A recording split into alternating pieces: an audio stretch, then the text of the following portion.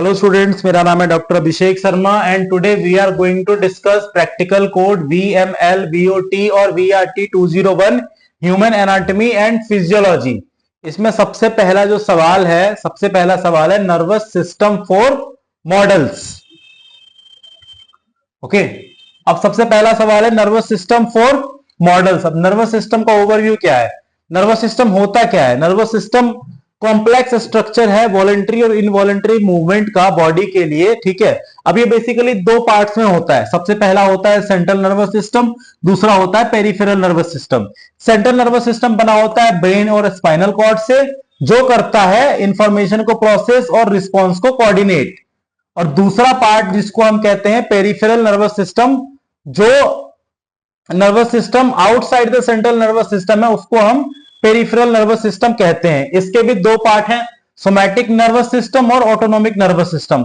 Somatic nervous system जो है वो वॉलंटरी मूवमेंट्स को कंट्रोल करता है और autonomic nervous system involuntary functions को रेगुलेट करता है, जैसे हार्ट रेट हो गया, डाइजेशन हो गया।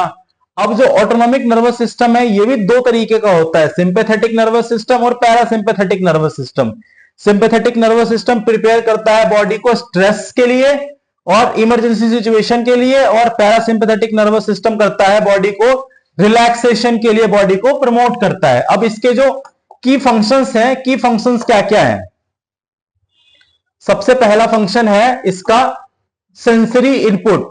सेंसरी इनपुट क्या होता है, ये इन्वायरमेंट से, आउटर सोर्स से जो भी सिग्नल्स मिल रहा है बॉडी को, जैसे लाइट हो गया, साउंड हो गया, उनको ये प्रोसेस करता है। उसके बाद आता है इंटीग्रेशन। ये जो सेंसरी इनपुट्स है, जो लाइट्स हैं, जो साउंड है, उनको ये देखता है, उनको ये रिकॉर्ड करता है, उनके सिग्नल को ये प्रोसेस करता है। उसके बाद उसके अगेंस्ट ये बॉडी में मूवमेंट को रिफ्लेक्ट करता है। अगर मैं बोलूं मैं बाहर तेज धूप में जा रहा हूं, मेरी आंखों ने मूवमेंट डिटेक्ट किया कि बाहर की तरफ को सनलाइट बहुत ज्यादा है, तो मेरी पलकें ऑटोमेटिक छोटी हो जाती है उस सनलाइट से बचाने के लिए, ठीक है।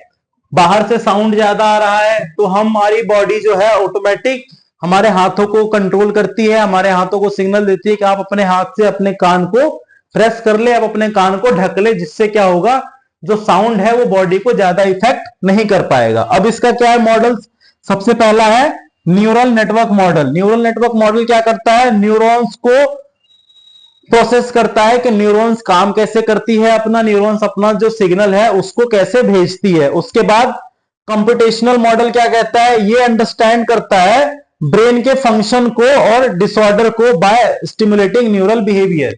मतलब ब्रेन के अंदर जो सिग्नल आ रहा है, अभी जैसे मैंने अपने लेफ्ट हैंड को मूव किया, ये हमारे ब्रेन में एक सिग्नल आया, जिसमें सिग्नल में उसने न्यूरॉन्स को ये सिग्नल दिया जो लेफ्ट हैंड में काम करते हैं कि मेरा जो पर्सन है उसके लेफ्ट हैंड को मूव कराना है, तो मेरा लेफ्ट हैंड ऑटोमेटिक 90 डिग्री पे चला गया।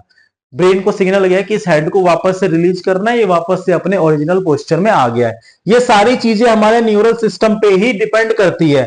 अब इसका क्या है, understanding these models aid the development and treatment for neurological disease.